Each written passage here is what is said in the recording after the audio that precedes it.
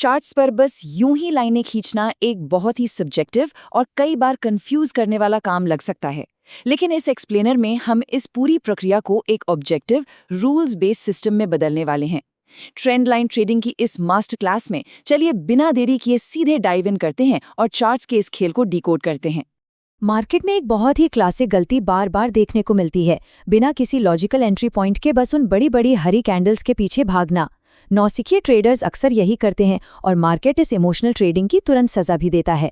तो सोचने वाली बात है, आखिर ज्यादातर ब्रेकआउट ट्रेड्स फेल क्यों हो जाते हैं?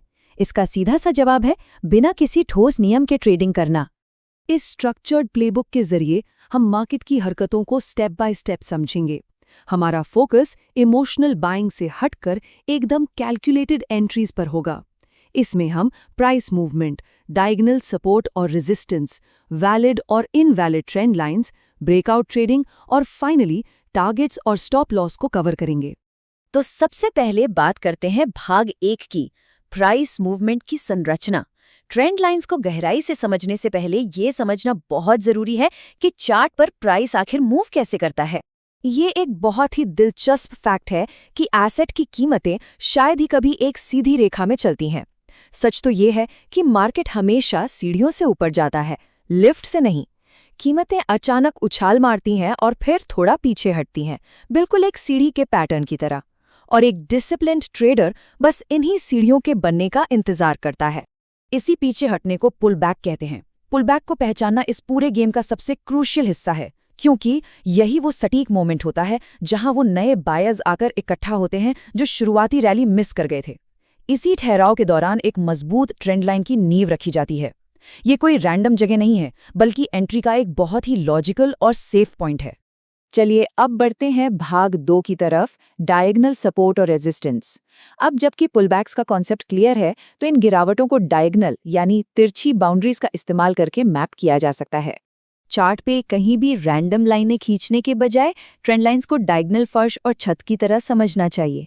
एक बुलिश मार्केट में ये ट्रेंड लाइन नीचे से सपोर्ट देती है, जबकि बेयरिश मार्केट में ये ऊपर से रेजिस्टेंस का काम करती है।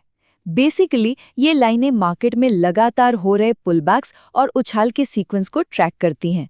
नेक्स्ट है भाग 3, वैलिड बनाम इनवैलिड ट्रेंड लाइंस। एक चार्ट पर लाइन खींचने के अनगिनत मौके मिल सकते हैं, लेकिन कुछ सख्त नियम ही एक असली सेटअप को फर्जी फेकआउट से अलग करते हैं। ट्रेंड लाइंस का सबसे बड़ा एकदम गोल्डन रूल इस एक छोटे से नंबर में छिपा है, 2। जी हाँ, एक वैलिड ट्रेंड लाइन बनाने के लिए ठीक 2 स्ट्रक्चरल पॉइंट्स का आपस में कनेक्ट होना मस्ट है, न एक न ही अंदाजे से खींची गई कोई लाइन। सही और गलत में फर्क बिल्कुल साफ है। अगर कोई लाइन कैंडल की मोटी बॉडी को बीच से चीरती हुई जा रही है, तो वो पूरी तरह से इनवैलिड है। इसका ऑब्जेक्टिव तरीका बस यही है कि लाइन केवल और केवल विक्स के बिल्कुल आखिरी सिरों से जुड़नी चाहिए, एग्जैक्टली उस जगह से जहां से प्राइस रिवर्स हुआ था। एक्सपर्ट्स भी इसी बात पर जोर देते हैं कि ट्रेडिंग में धैर्य रखना बहुत जरूरी है। जैसा कि देवांश राय का ये कोट साफ कहता है, अगली चाल का अंदाजा लगाने से पहले उन शुरुआती 2 विक्स को मार्केट का रूल बुक सेट करने देना चाहिए। उन 2 पॉइंट्स के मिलने के बाद ही कोई लाइन असल में ट्रेंड लाइन कहलाती है। अब आते हैं भाग 4 पर, ब्रेकआउट ट्रेडिंग। जब एक वैलिड ट्रेंड लाइन ड्रॉ हो जाती है, तो अगला स्टेप होता है ब्रेकआउट को पकड़ने के लिए एकदम सही जाल बिछाना। ये 3 स्टेप्स का प्रोसेस किसी भी तरह के गेसवर्क को एकदम खत्म कर देता है। रूल बहुत ही सिंपल है। पहले पुलबैक स्पॉट करें, फिर 2 विक्स के सिरों को जोड़ें और एंट्री तभी लें जब मार्केट तीसरे टच पर उस डायगोनल सपोर्ट या रेजिस्टेंस को क्लियरली ब्रेक कर दे। मार्केट चाहे रॉकेट की तरह ऊपर जा रहा हो या क्रैश हो रहा हो, इसके पीछे का लॉजिक बिल्कुल सेम रहता है। दोनों ही केसेस में बस पुलबैक के खत्म होने का इंतजार करना है और फिर नए मोमेंटम की डायरेक्शन में ब्रेकआउट या ब्रेकडाउन पर ट्रेड करना है। डायरेक्शन बदल जाती है, लेकिन रूल्स वही रहते हैं। फाइनली भाग 5, टारगेट्स और स्टॉप लॉस। किसी ट्रेड में एंट्री लेना तो बस आधी जंग जीतने जैसा है। असली प्रॉफिट तो रिस्क मैनेज करने और सही टाइम पर प्रॉफिट बुक करने से आता है। स्टॉप लॉस को हमेशा एक स्ट्रक्चरल स्विंग लो या स्विंग हाई पर ही प्लेस करना चाहिए। इससे इंश्योर होता है कि ट्रेड से बाहर तभी निकलना पड़े जब मार्केट का बेसिक स्ट्रक्चर सच में टूट जाए।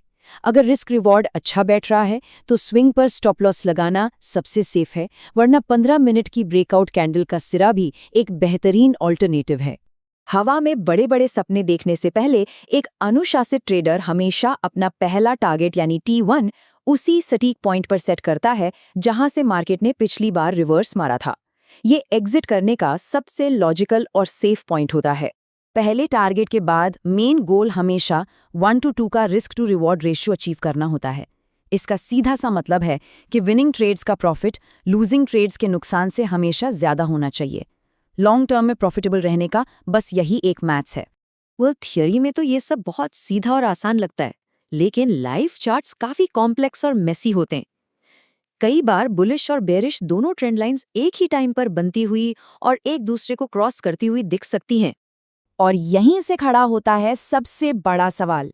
जब चार्ट दोनों दिशाओं में लाइनें दिखा रहा हो तो फेक ट्रैप से कैसे बचें? ये कैसे डिसाइड करें कि कौन सी ट्रेंड लाइन पर असल में भरोसा किया जाए और कौन सी असली ब्रेकआउट देगी? यही वो सवाल है जो एक बिगनर और मास्टर ट्रेडर के बीच का फर्क तय करता है। तो सोचने वाली बात है, क्या चार्ट पर दिखने वाली हर लाइन सही होती है या फिर वो बस एक बिछाया हुआ जाल है?